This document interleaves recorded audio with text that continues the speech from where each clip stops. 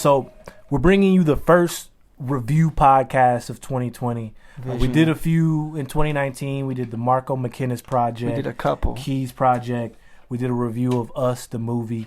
Oh, so forgot about that. In 2020, I wanna put. We reviewing reviews. I want to put these artists on. I want to really dive into the artists. I want to give them, whoever listen to this, I want them to really know the artist when they leave this podcast and then decide for themselves if they're going to go listen to it. Okay. But I want to do my best to hype the artist up, because if we're reviewing it, it's probably an artist we like, right? I was going to say, what if we're reviewing a project by an artist we like, but the project sucked? We'll still give the artist their credit before, because there's something that they did that led us to even bumping it. But we gonna shit on the project. Okay, yeah. Come on, I ain't saying all that. I'm just saying I want people to really know that we really out here listening to this music, and I want the music to get the platform it deserves. Okay. So bringing us to today, we are reviewing. Can I get a drum roll? "Fuck the World" by Brent Faiyaz. Fuck the World, Brent Faiyaz. Give him a full applause. Yeah. So Brent Faiyaz, for those who don't know, is a DMV artist, specifically Maryland, from Columbia. He had a break out, being a feature on Crew, which I'm sure everyone's heard. Crew was Grammy nominated. Yep. It was a Gold Link record, which he sang the hook on, which, as I'm sure you know, that it was supposed to be a verse on that song. But I was listening to him in an interview, and funny enough, wasn't he having trouble writing a verse? Well, I think he was having trouble finishing it, but he also thought that what I gathered from the interview is that he thought he was gonna have time to finish it. But he said he sent it in and he was gonna continue it. Yeah. And he said he heard it on the radio. Oh shit! Without finishing it, and was like, "Oh, they looped it and then put it on after the second verse too." It was like, "Oh, they did. They put Shy Glizzy on it." Then he was like, "Oh, okay." That's it. But he was saying that the first time he heard it, he was kind of hot, because he was like, "Nah, man, I was gonna continue this. I was gonna finish this off." Yeah. So that was his big hit. I think before that, he had a hit with Sonder. For if those don't know, he's also part of a group, Sonder, with A2 and D-Pat. Yep. And they're go ahead. Quick note, because this is a funny fucking internet thing. Yeah. Is if you look in the... Sonder. Gold Link is not in Sonder.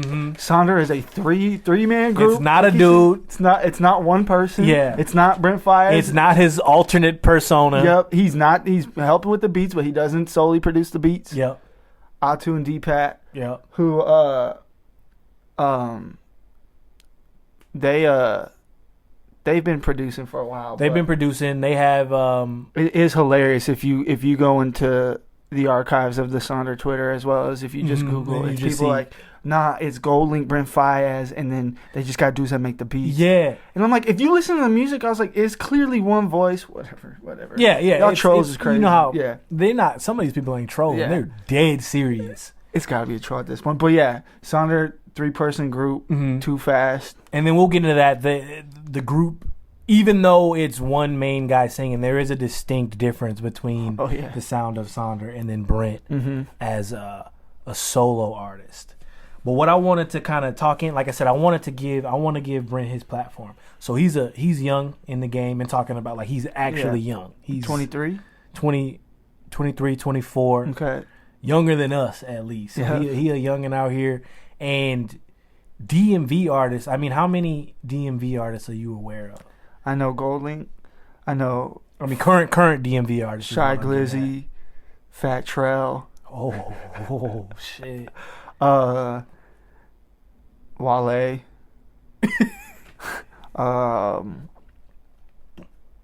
Those are the only we don't need to keep going because DMV has a history of not being their sound's not necessarily directed towards me. But when we talk about the R&B side, I don't know a single singer. I mean, Chris Brown's from Virginia.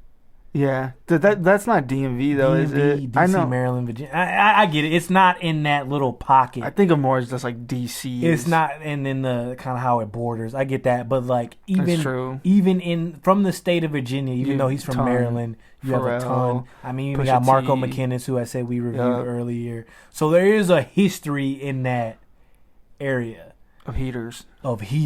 And one of the things I liked about him is that he was talking about, even though he makes R&B, the things that he listened to is a lot of like hood shit. Yeah. Which I feel like artists that are R&B artists who listen to a lot of hood music typically make great R&B. Oh yeah. You think about The Weeknd, like in that interview how Drake was saying The Weeknd was putting him on Dirty Sprite 1. If you got an R&B artist that's listening to Dirty Sprite 1 and being influenced, you know they're coming out with straight flame. Dirt underneath your fingernail songs. Straight flame. But a fact about Sonder, the group, transitioning a little bit, that I found out that I think you'll think was interesting. So did you know the song that kind of started the group or glued the group together? Wasn't Too Fast the first song they did? No, I mean like before. What's the song that got Atu and D-Pat like listening to I don't know. him? Allure.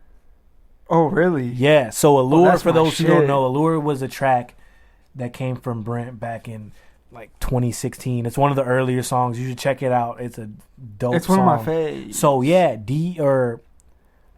I don't want to mess it up, but one of them hit him up about that track and was like, yo, I gotta like remix it and put my spin on it. Yeah. And he was like aware of their work and was like, oh yeah, definitely, like do your thing on that. Mm-hmm. Then through that, they invited him to a show where they were DJing, okay, which led to a studio session where he was like, we gotta become a group. Like, we a rock band now. We a band. It's a band now. And they all agreed. And then obviously gangsta. The Sonder name comes from the tattoo above his eye, which Sonder... So he had that before the group? Yeah, he had that before the group. The group is named because of that tattoo. And Sonder is not a real word or real term, but I know because I used to be a super Tumblr head back in like 2010, 2011. You still are? No, I'm not. But I was heavy on it back then. And I remember the phrase getting around there, and it's like, you know, the realization that everyone has a complex in life just as deep and vivid as you are having. Okay. So it's like I said, it's not a real term, but it's basically saying, I fuck with it because it is the realization, like, you know how we be like, man, I'm going through shit, don't nobody understand. But then so is the next person. And so is the next person. Mm-hmm. So is the next person. And in that struggle, that's what kind of connects us. Mm-hmm. Like, me and you have built a brotherly bond off the struggle. You know what I'm saying? Off existential crisis. Like, without that, there's almost no us. Okay. But I want to get into, I found Brent Faiyaz when I was here, but separate from being with you. Really? Yeah, I was on. You put me on the Sonder when we were in the attic. See, yeah, and I was on a trip with Zach to Mankato.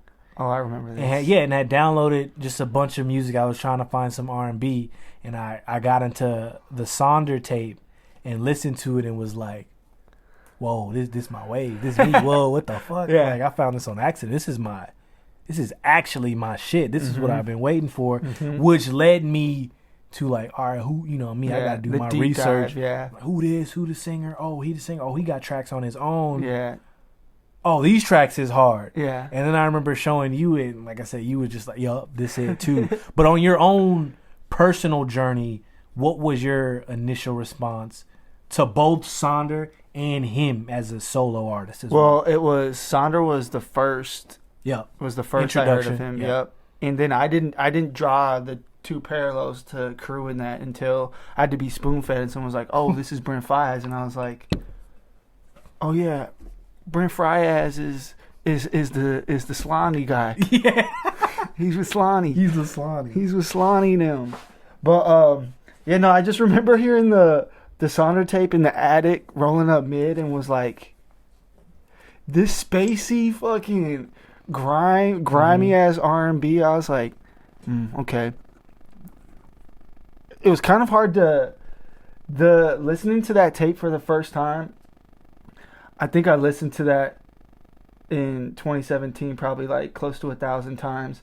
But also, like, there's just so much to unravel. To unpack with with the lyrics, and then, like, the production, like, the pockets to find on yeah. I just remember being, like, blown away, but also, like, it was, like, a beautiful confusion of, like, I get what he's saying, and I get the whole thing, but I was like, I don't understand how this happens. Yeah, because it's that wave, and I remember him saying during the creation of that project, it was them pretty much listening to old R&B and talking about like relationships they've had and girls and such. Yeah. And you can see that it does have a 90s R&B sound.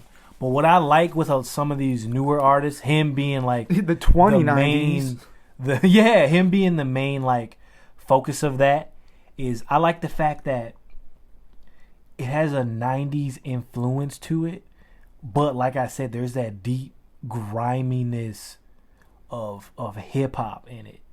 You know what I'm saying? Mm-hmm. Like, it's not the beggy lyrics of the 90s. There's some scum to it. It's some scum to it. It's some fucking cigarette ashes on the counter type vibe to it. A little bit of misogyny, but it makes sense because it's vulnerable. It's also you know what I mean? It's also like a reflective misogyny. It's reflective misogyny. It's like, it's not a flex. It's like I'm not claiming to be right, or I'm not claiming that this is how it should be. This is what I'm doing. But this is how I am. Yeah. And this is what I'm doing. And this is what influences me. And that was my grasp to it as well. Because that's me. It's very that's existential. Me and you, bro. Yeah. Like we really like some bougie dudes who do a lot of weird grimy shit.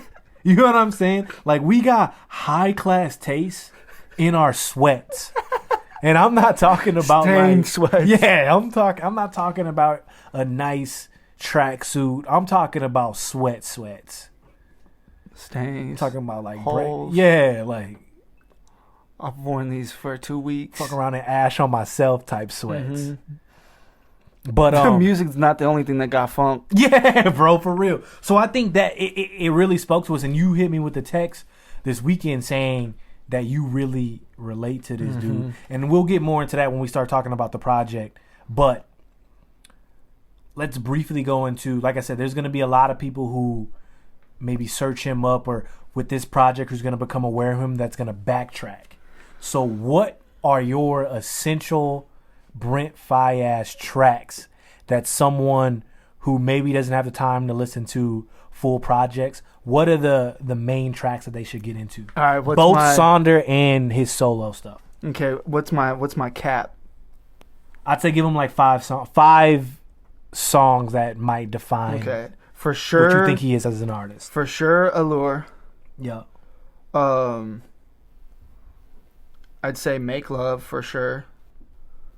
I think Why Is It So Hard is a good representation of a lot of like the message of that song. I think is a lot of what he's going for and trying to at this point, One Night Only, and then Feel.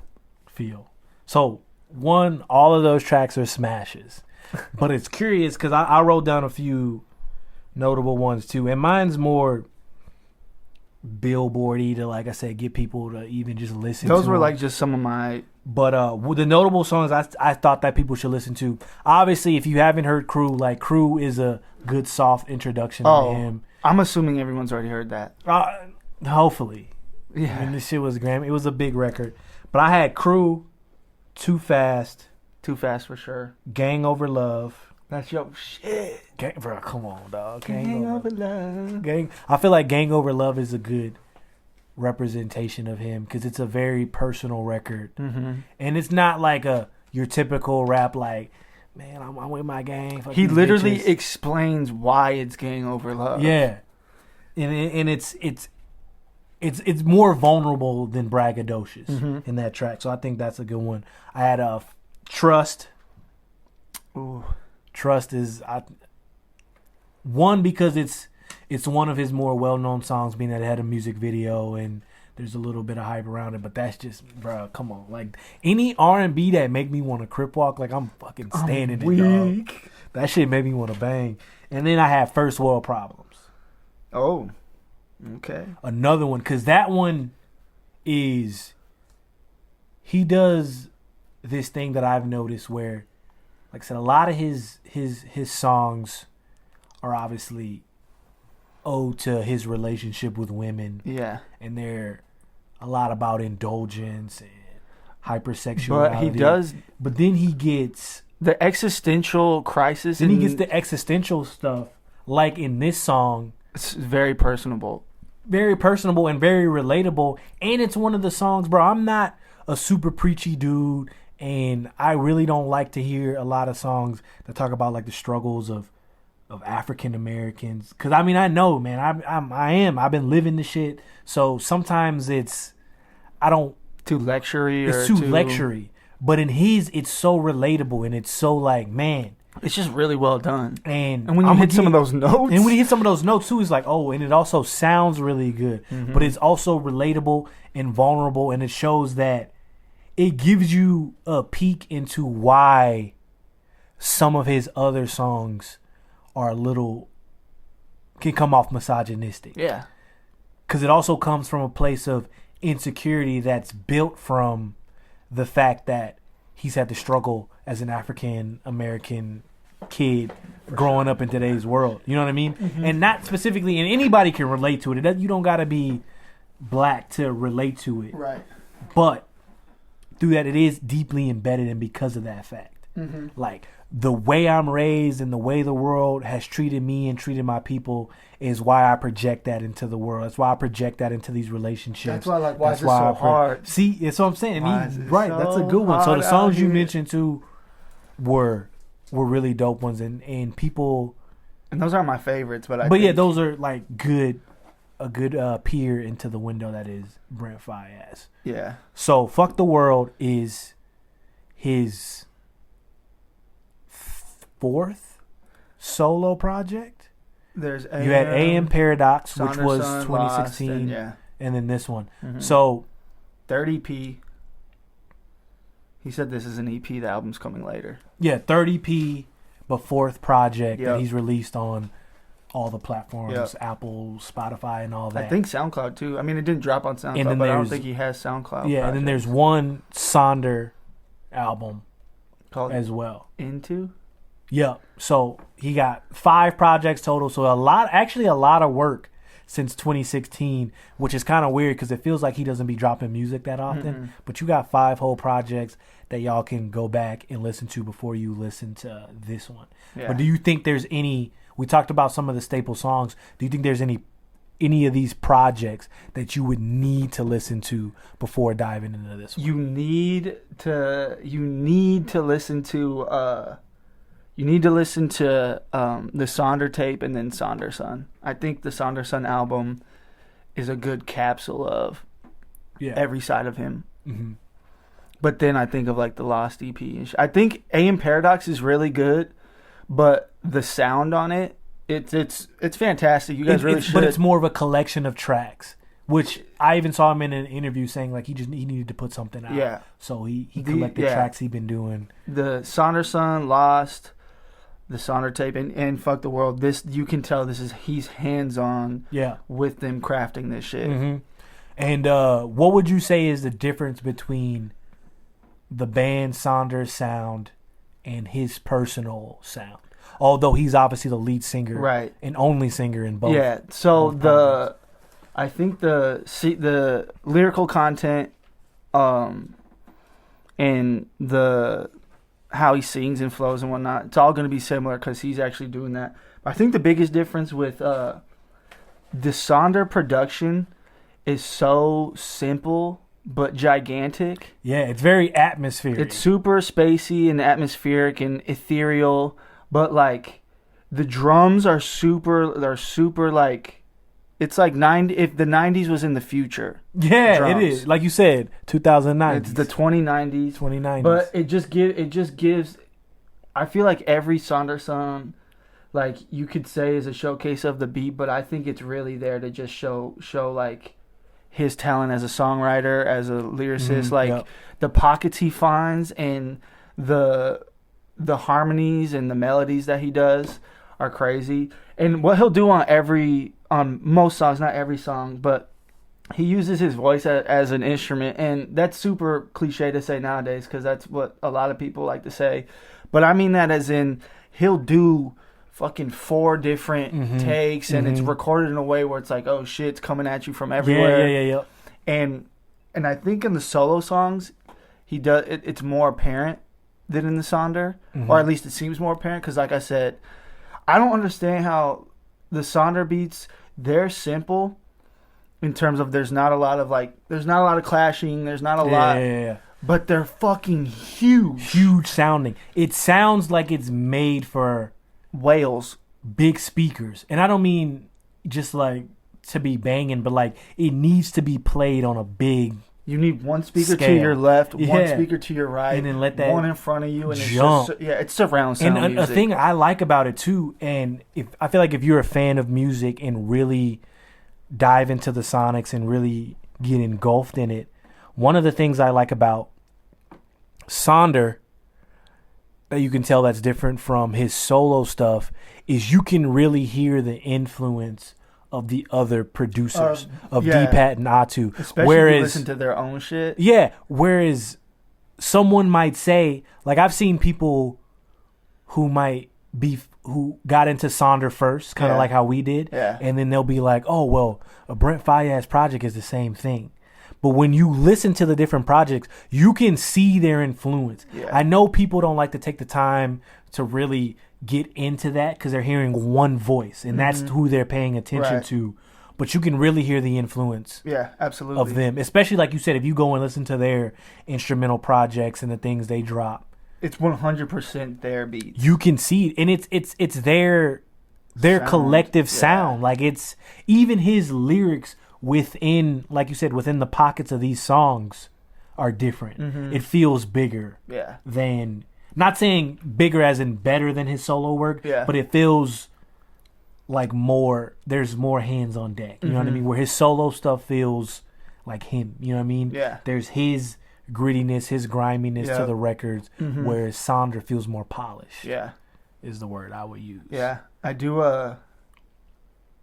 and on this new project, I think it doesn't sound like Sonder, and it doesn't sound like any of the older shit he's released. I was thinking that, but it does build upon the older stuff. Yeah, it's still so yeah, while we at it, man, let's get into this project now. We've given an introduction to him. Hopefully, if he ever hears this, man, hopefully we did you justice, bro. I respect the fuck out of your work, bro. Like I said, you got the crown now. But so a little bit of background of this album, in case maybe you didn't know, maybe you did. So it's called Fuck the World. It was originally going to be called First World Problems. Really? Was going to be the EP. Okay. But then I went through a ton of his interviews, and he was saying that this one felt better because of all the different contexts you could put on Fuck the World. Yeah. You can look at it from a rebellious, like middle fingers up type of way, or you can look at it from a lustful, sensual, like fuck the world, like sexual. And his lyrics, a freaky dude. Yeah, and his lyrics do borderline both of those things, like a rebelliousness and a sexiness. Yeah. Which is, I feel like, naturally attractive in its own way. Sure. And he does it in an intelligent way. And he does it in an intelligent and conscious way of where he's not ignorant to his own flaws. Yeah. Which is the good. Biggest attraction. In which, like I said, is us. I mean, come on, bruh. I don't do. Come on, bruh. We been iconic fucking thugged out sex symbols, dog. And don't tell me nothing less. I'm being dead serious right now. This is I've been that, bro. I think, and I just never had, other than, this is giving me feelings of when, and I don't mean sonically, this doesn't sound similar, but for me personally, I remember when House of Balloons came out. Yeah. And it was a project at the time where I was looking for music that really expressed how I was feeling. Because it was hard to encapsulate it or put it into words how I was feeling at that time. You know what I mean? Yeah. I was feeling real experimental. I was depressed, but it looked cool to other people, right? Because I'm partying. I'm the life of the party. I'm doing this. I'm doing that. Yeah. But deep down, there's something off about me even doing some of the things I did, and that was a project that kind of gave me comfort in being me, but also I was able to explain it by playing it at these parties and stuff. And now, however many years later, I get that same feeling when I listen to him and also the Sonder projects. But with this project, I got that feeling again. He was traveling a lot too, right? Yeah, he was traveling. He did Sonder's Son in the Dominican Republic, which is like I said. But I mean, like, fuck the world too. But this one too. But just leading into that, he's been traveling a lot. And Sonder's Son actually made in the Dominican Republic in a month. Yep. It's crazy, bro. Because First World Problems, the song was gonna be called Death and Designer. And I remember that line in that song was one of the first lines you texted me when you listened to that project, because you felt that. You felt that. 100%. You felt that. But break me down. But diving into this project, like I just explained how it made me feel that way. How did it make you feel, like, your first listen? Like, when you were talking about that you were able to relate to him, like, specifically, what about it? It was literally I said to myself, I was like, this is eerie to me and hauntingly honest. And I'm not saying it's scary what he's saying and that, like, oh, he thinks this or does this, like, it's frightening. I meant hauntingly honest for him, in the sense, like, to really put on wax in a very articulate way that you could take some of his shit is abstract, but I think for the most part it's kind of clear cut. It's what he's saying, and I think to do that takes a lot of confidence and a lot of fucking vulnerability to do that, which I respected a lot. But it was eerie for me because a lot of this shit is what I've been feeling, but I'm trash at kind of explaining how I feel and articulating that. So to hear him put a lot of these thoughts in a rhythmic groove and sung so well, it hit me hard, bro. Same, bro. That's how hard, dog. Same.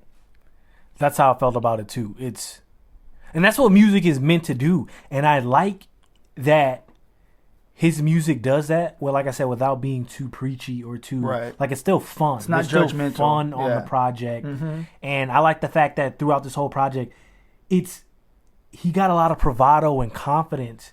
But if you're really listening to it, you can see also the insecurity there. Like, if we want to get specific into the tracks now, the first song as a whole is literally existential crisis, and that one's more and questions that you're not going to get answers to, and very worldly. And the track we're talking about is Skyline. That's the intro track to it, which he did do a sneak preview of before releasing the project. It wasn't really a sneak, but it was I like that. Texted it to you, but I found it on SoundCloud. Well, I sent you the link, didn't I?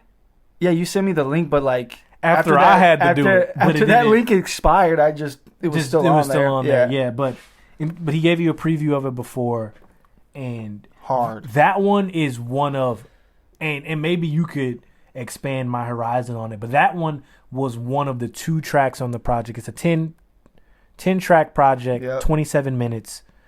That was one of 2 songs on it that I thought were more worldly songs. In meaning is the second one, Let Me Know? Yes.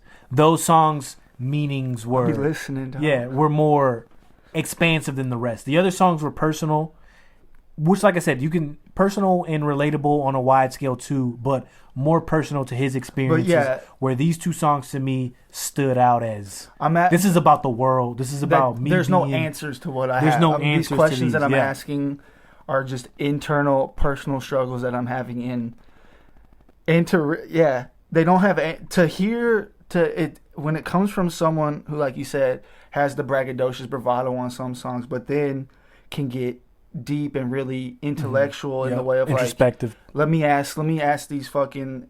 These aren't these aren't, am I getting too fucked up? Should I quit using this? Should I stay away from her?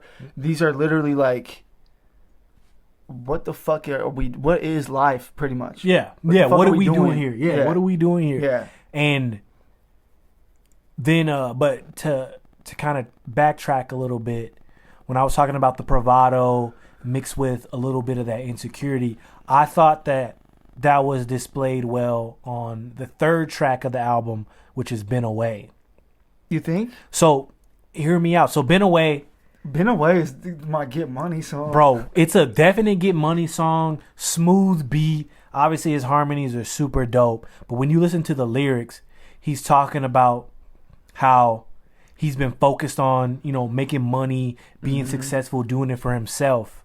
But while he's doing this, he understands that by being mixed into this life, he's not going to be showing a lot of attention to his girl. Right. So she has to be the one that kind of falls to the wayside a little bit while he's grinding. But and he's saying, like, don't give my shit away. And see, that's the kind of that's insecurity. But also I look at that because I feel that same way too. It's not you're my property or it's not. But it is kind of ain't shit to be like, hey, well, I'm getting my money and shit right. Like, you gotta stay right, stay tight.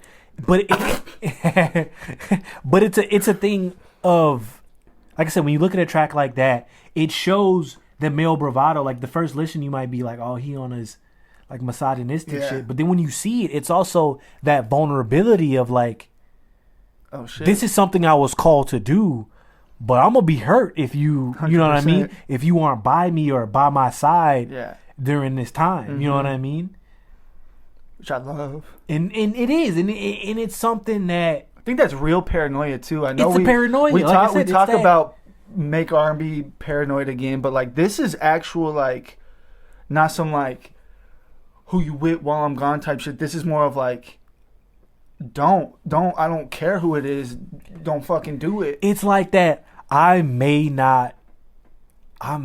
fuck up and I may be at some time shitty, but you're the better half. Yeah. And with you being the better half, while I might be misogynistic, I'm holding you to a higher standard because I look at you on this pedestal. So be better than me. You're better than me. Yeah. So while it's this double standard I'm also holding you to, I'm also looking at you for the queen you are and realizing that, like, to break this down, in one of his interviews that I was watching, because I like this. Taking his interviews in, bro. Me. I was taking his interviews in, and he was saying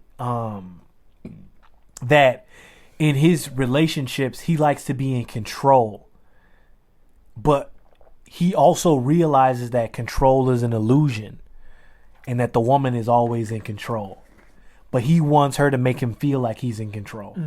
And this is one of those, and this is personified in that song. Absolutely. Like, I know you have the capability of doing your own thing and that you might do your own thing, but let me feel like I'm comfortable, like I'm out here grinding and I can come back and continue what we've been building on. Even though I know that's not the case, let me feel like that.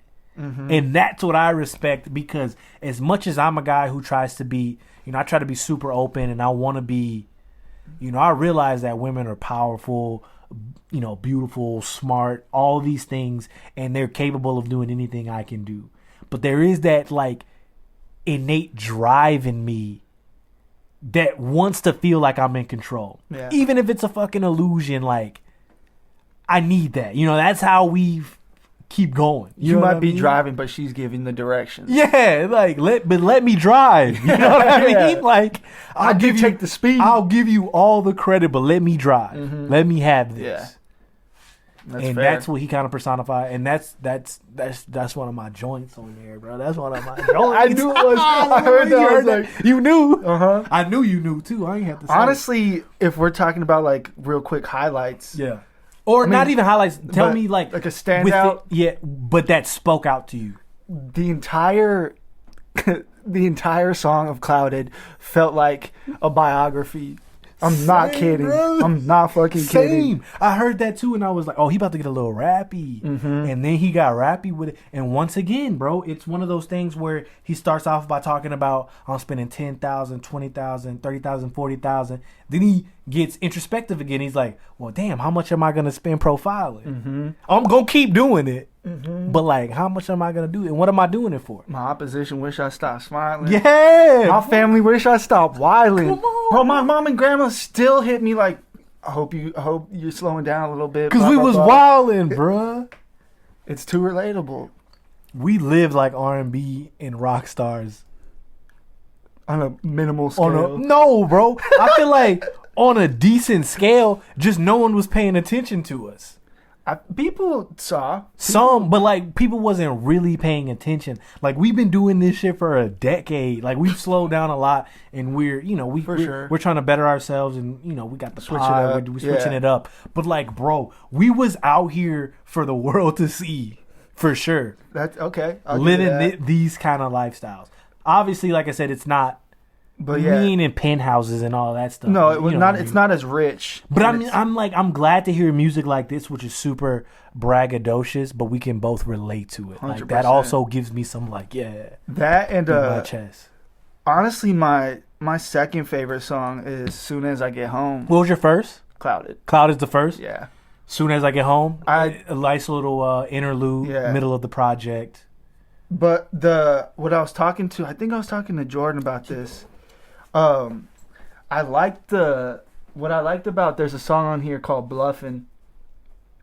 And what I liked about Bluffin' is it's another one of those songs where it's realistic paranoia. So it's not paranoia based off of like, I can only imagine what you're up to, or I can only imagine like what's really going on. It's real paranoia of like, are you really in this for me? Like, do you care? Like, is it because of my status? Like, do you just like the name? Like, I like paranoia based evidence is crazy. When I heard Bluffin', I thought that was gonna be your favorite. Yeah. That to me, once again, like I said, it sounded like both of us, but specifically, it sounded like you. For sure. Either you bluffing or you just because don't care. There's no that sounds like not only how you maybe approach relationships with women, but in general. 100%.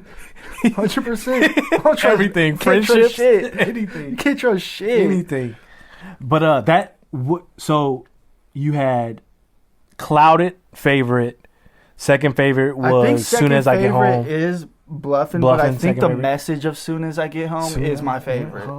And that's another one where you're gonna ride till infinity. See, and that's one where I like how, which once again he said in an interview, a recent interview that came out about the project, that he says how he's a very sexual person, but he doesn't like to be overt with it. He likes to slide it in creatively. No pun intended. Yeah, and this is one of those instances. Like, it's also like you gonna ride in terms of piggybacking on Been Away. Like, when I get home, like, I need you to be with me and ride, and let's continue this journey. But also, you gonna ride till infinity. Like, you gonna keep riding that thing. You feel me? So I like that too. He's super intellectual. I love subtle sexual innuendos. When it's blatant and corny, it makes me cringe. It's nasty. It makes me cringe. It's like the moment I had at the strip club I was telling you about. Yeah. When it's super fucking, I'm gonna be outright porn star with it. It's like cover that, not cover it up in terms of like don't show skin, but like dress it up. You know what I mean? Like, let me make it pretty. I want to wander. I want make it appealing. Make it appealing, not just I could do this anytime. Triple X. I could do this anytime. Yeah, I could pull this out anytime. Google that shit. I could do this anytime. But when there's like we alluding to earlier song, he had the allure of it.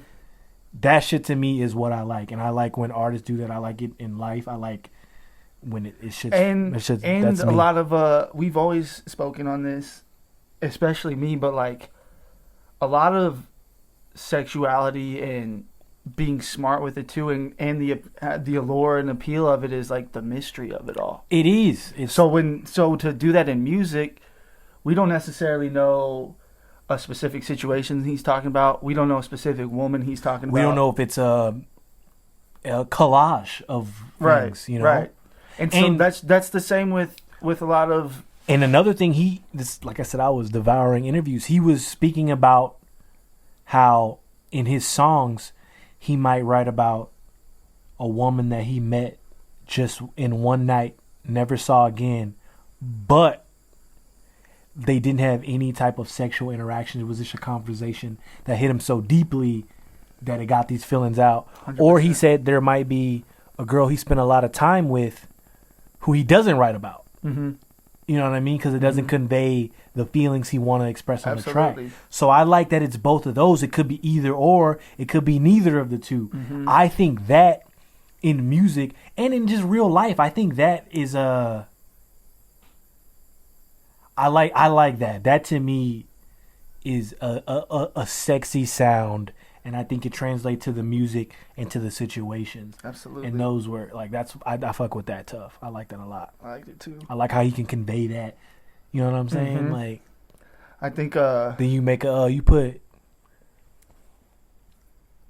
Honestly, bruh, I feel like if you would have caught either of us in 2011, and you had like a shorty across the bar who might have been bumping some music like this, sipping something that ain't fucking a children's drink. Yeah. We would have thrown hands for that. We would have been sprinting to that side of the bar. We would have been sprinting like, "What you? Come on, life or death. Come on, for real. Either it's mine or it would have felt like it, even though we would have woke up and been like, "Oh, what he is doing." Mm-hmm. But I think 1 through 10, the project's great. The singles sound good in the whole thing. I think just to give my quick favorites on it. So yeah, because we edging close to that time. So, but my favorites on it, Been Away. Okay, that's number 1. Been Away is probably number 1. Number 2 for me is Lost Kids Get Money. Yeah. That shit, bro. That might be that's my jogging song for the rest of the year. I ain't even jog, bro. But I'm about to start. And then probably third for me was Bluffing. But I will give you the singles. He dropped Fuck the World, which is obviously the title track, and he dropped Rehab, Winter in Paris before the project. Mm-hmm. And those 2 songs fit into the project really well. They're and I think really those could have potentially been favorites for me if I would have heard them when I heard. I think Rehab, I think actually, I don't know, because Fuck the World. One thing I will say, I don't think, maybe he does get a lot of credit for, but a lot of there's the voice pitching is a new thing that a lot of people are doing. Yeah. I don't think anyone's seeing him with the voice pitch shit. Yeah, that voice pitch was hard. Very hard. Like just the subtle lower tone in the Fuck the World. And then he brings his normal voice in. To kind of culminate in everything that we were talking about, at the end of Fuck the World, the title track, when the little monologue he has. We say the empathetic narcissism. Yeah, and he's like, my music is for empathetic narcissism, people who overindulge in sex and drugs. If you get it type of thing. Mm-hmm.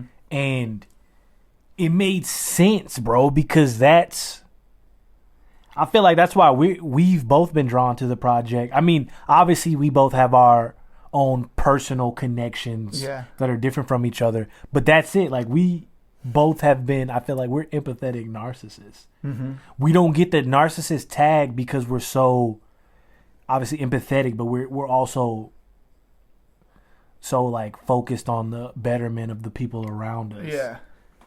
But let it be known, like me and you are snobs. Yeah. And we are very wrapped up in ourselves. Yeah. And people don't see it, but that's how we are. And that's why the music is so personal to me. Like that's why I listen to this music almost religiously because it does. It feeds my own ego. Because it's Bible talk. It feeds my own ego. And I've definitely been like an overindulgent dude. And that's something I've been working on in these past couple years. Has been to not do that. Yeah. Because I could easily fall into a cycle of just just overindulging, bro. So definitely check this project out. Yeah. I'm usually not a go back and listen type dude. Me neither. Like we've been like we said, bro. We hop on the bus when we hop on the bus. We ain't going back. I can't go back. Yeah. But this is an artist who, I think, one you'll probably need to, and I think he's actually gonna be a big R&B name. I think so too. Cause it's super futuristic, but sounds familiar. Like it sounds like you could tell there's some Lauryn Hill inspiration. A lot of the beats and melodies remind me of Lauryn Hill. It reminds me a little bit of D'Angelo in the way he uses sexuality. Okay. Like it's hypersexual, but you might not be able to tell that through like just listening to it. Yeah. But the undertones are hypersexual, like a D'Angelo album. He reminds me of so many like 90s artists, but I don't want to like box him to 90s R&B. Right. Because he does have a new feel. He does have a hip hop feel. He has a it's rock, super Nirvana-esque feel as well. And he is one of one too. I want to say that. Yeah. It's not. I don't want to box him in, but I can hear, even if it's not a direct influence, a subconscious influence from. For sure. Like a lot of 90s R&B. What's your final grade? A. I'm not gonna give it necessarily, and I like to grade it with the letter grade because we could go A+, we could go all this stuff, but I would give it a solid A. It's a short project, which I like. It gets right into it. It's very personal, and it's fun as well. Super fun. It's fun as well as dark, as well as overindulgent, as well as vulnerable. It's and pure. when you mix that all up, like it's pretty much everyone can somewhat relate to at least an aspect, at least one aspect. There's a taste on here for everybody. Yeah. So what same? What you? Yeah, for sure. A easily 9 out of 10. Yeah. Yeah, I honestly was blown away. Real quick, and I want you to end the pod. All right. And I want you to go hard. How do you think this sets the tone for 2020 for R&B? Oh. Wait, hold on. Not only how does it set the tone, do you think that music should be competitive, or is it just competitive for consumers like me and you? Like, do we expect more out of these artists, or should they expect it too? Starting with what do you think? How this sets the tone? I think this is the tone. Okay. This is the tone. This is the. All right. We saw last year whoever dropped. Yeah, we know you're working on that little thing over here, but this is some fucking live music. Yeah. I think it's super hard for artists to make a cohesive project where it's like, hey, I'm doing this for this person, for that person. I do think it has the potential for everybody to relate to something on each song. But I think too, as a male R&B artist, to be able to be braggy as well as open and kind of delicate in some situations in a way that's relatable, but also like, come on, I'm the man type shit. I feel like a lot of times, like with more modern artists, most of it is just braggy, I don't trust these women type music with no context. Context, which I'm not shitting on. Yeah, because I'm probably more toxic. My fandom for Party Next Door is more toxic than his music. Yeah. So that's where I'm coming from. But I think for R&B, this is the tone. And I put on Twitter at the time, Party had 22 days. You got 22 days, dog, because he's next. Yeah. So I'm holding it to a standard of the sound I think Brent has can't be replicated, as well as like his voice. Yeah, he does have a unique singing voice. It's crazy, but I think in terms of R&B, this is like, I didn't realize like, oh, I don't need a project of just like pure like heaters in terms of like, give me the hard club shit. Yeah, I can't trust none of these girls. Yeah. No, I need all sides. Yeah, I need everything. Because I'm an up and down, moody ass dude. Same. Yep. I might even start my day on some braggy shit. 10:30 hit, I haven't eaten in a while or something. I'm like, damn, I can't believe they don't love me like they used to. Yeah. So I need or the maybe moody. I don't love me like I used to. So I need the full I need everything. Yep. So this is the tone. Mm-hmm. Bugatti Biebs. I don't know if you got it. No, he ain't bro. No. We'll let you be in your pop lane. Yeah. But yeah, thank you, Brent. Thank you. Thanks, D-Pat, Atu. Thank you, Jake One, Nascent, Paperboy Fabe, Legion, Hendrix. I think that's all the producers. Shouts out No ID for Rehab. That's crazy that they linked, but that's really cool. And whoever the girl was singing on the outro, shouts out to you. Yeah, that shit was super gospel. Mm-hmm. Shouts out to the whole Lost Kids movement. Yeah, I'm for sure one of them now. Bennett, fuck that. Thanks to you, this was a really good pod. I like I like when I can kind of sit back and react. Thanks. So I did my homework. He did a lot of work. So show him some love. Yeah, happy Wednesday. Happy Wednesday.